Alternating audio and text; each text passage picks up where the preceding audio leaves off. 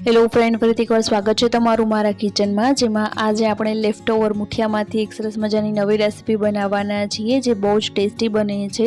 દરેક ગુજરાતીના ઘરમાં મુઠિયા બનતા જ હોય છે અવારનવાર, અને ક્યારેક એ બચી પણ જતા હોય છે, પછી એ જમવાનું કોઈ પસંદ નથી કરતા। તો આવા ટાઈમ પર તમે તેમાંથી એક નવી રેસીપી બનાવો જે બહુ જ ટેસ્ટી બને છે અને તમારા ઘરના દરેક વ્યક્તિઓએ સરસ રીતે જમી લેશે। તો આવો તેની આખી રેસીપીને જોઈ લઈએ।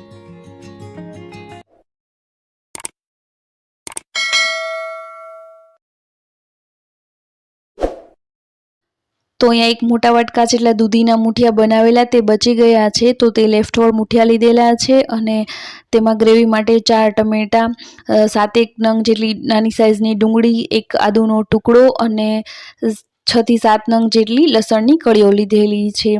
હવે આ બધી જ વસ્તુઓને આપણે સરસ રીતે ધોઈ અને કટકા કરી અને મિક્સર જારમાં તેની ગ્રેવી કરી લેવાની છે। તો સૌથી પહેલાં અહીંયા ડુંગળી, લસણ અને આદુની આપણે ગ્રેવી કરવાની છે, ટમેટાને તેમાં મિક્સ નથી કરવાના। તો અહીંયા સરસ મજાની ડુંગળી, આદુ અને લસણની પેસ્ટ તૈયાર થઈ ગઈ છે। તો પહેલાં વઘારની તૈયારી કરી લેશું। તો તેના માટે મેં એક પેનમાં અહીંયા થોડું 3 ચમચા જેટલું તેલ લીધેલું છે, તેમાં રાઈનો વઘાર કરીશું। તમે જો તલ નાખવા હોય તો તલ પણ નાખી શકો છો, સાથે જીરું અને થોડી 1/4 ટીસ્પૂન જેટલી હિંગ એડ કરી અને વઘાર કરી લેશું। અને આપણે જે ડુંગળી, લસણ અને આદુની ગ્રેવી કરીને રાખેલી તેને તેમાં એડ કરી દેવાની છે અને સાથે જ તેને તેમાં તેલમાં સારી રીતે મિક્સ કરી અને થોડી વારે ચલાવતા જશું। ડુંગળી બળી ન જાય તેટલા માટે તેમાં સ્વાદ પ્રમાણે થોડું મીઠું એડ કરી દઈશું, જેથી પાણી બળી જાય અને જલ્દીથી સતળાઈ જાય। હવે ડુંગળી સતળાઈ છે ત્યાં બીજી બાજુમાં ફરીથી એ જ જારમાં આપણે ટમેટાની ગ્રેવી કરી લેવાની છે। તો અહીંયા આપણી ટમેટાની ગ્રેવી પણ રેડી થઈ ગઈ છે અને આ બાજુ 2 થી 4 મિનિટ બાદ ડુંગળી પર થોડી ઘણી સતળાઈ જાય એટલે હવે આપણે તેમાં ટમેટાની ગ્રેવી એડ કરી દેવાની છે। તો તેને પણ તેમાં સારી રીતે મિક્સ કરી દઈશું અને હવે આ ગ્રેવીમાં જે પાણી છે તેને આપણે બળવા દેવાનું છે। તો આ રીતે થોડી વારે ઢાંકણ ઢાંકી દઈશું અને ખોલી અને ત્યારબાદ આપણે વચમાં તેને ચલાવતા જવાનું છે, જેથી તે નીચે ચોંટી ન જાય।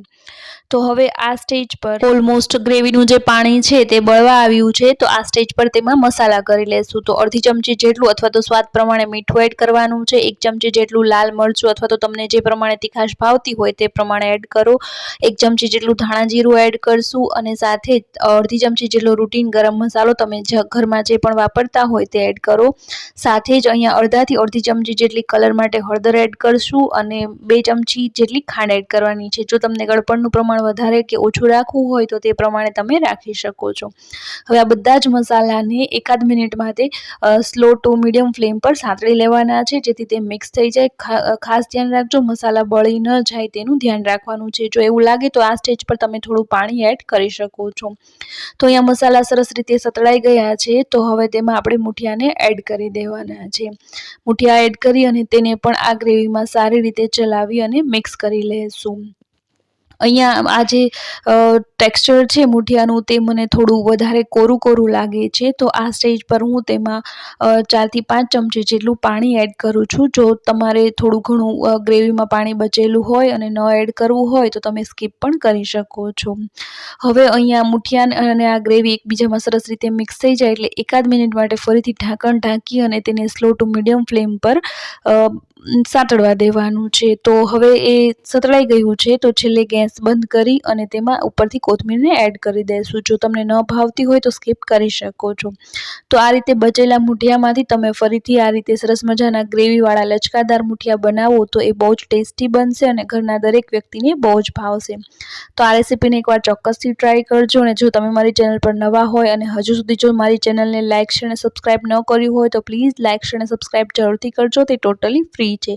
તો ફરી મળીશું એક નવી રેસીપીની સાથે।